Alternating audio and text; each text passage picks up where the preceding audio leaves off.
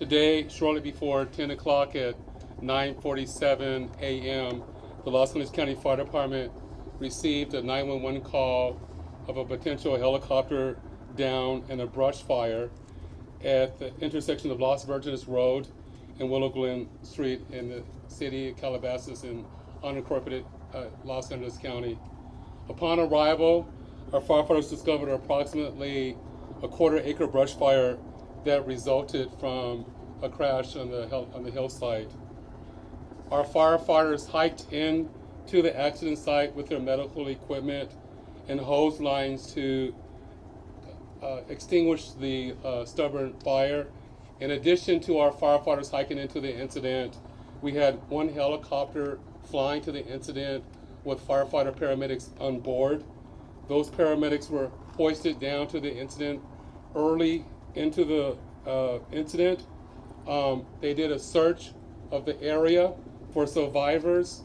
Unfortunately, all the survivors on board were determined to have been perished. Firefighters and hand crews worked to extinguish the fire while carefully preserving the incident for investigation. Currently, the investigation is still ongoing. I would like to turn this over to my sheriff to continue the press briefing.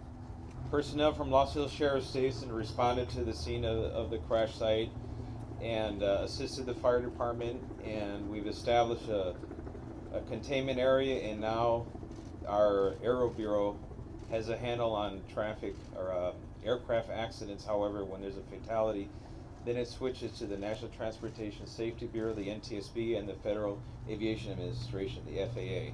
The FAA is already on scene and assisting. We're waiting the arrival of the coroner's office to assist in the recovery of the remains. As the chief indicated, there were no survivors.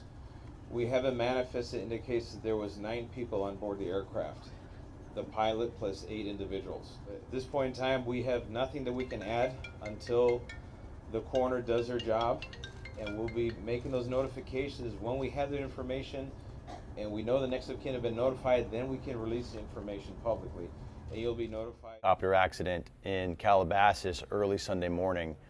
It is heartbreaking. We're still working on trying to figure out the cause of the crash, what caused the helicopter to go down. If you know anything about Kobe Bryant, you know he's traveled on helicopters for decades. He lived in Newport Beach, he worked in Los Angeles, played at the Staples Center, and he would take his helicopter back and forth for years.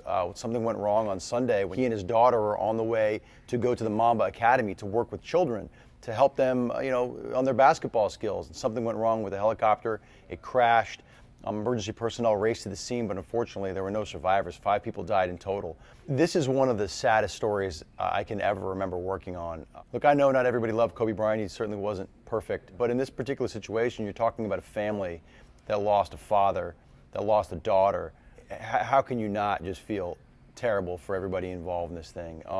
Entire NBA, celebrities from around the world are reaching out to express their condolences for the family, to offer up their thoughts and prayers for the family. Everybody from Shaquille O'Neal to Tom Brady. Even President Trump and Melania posted a tribute to Kobe.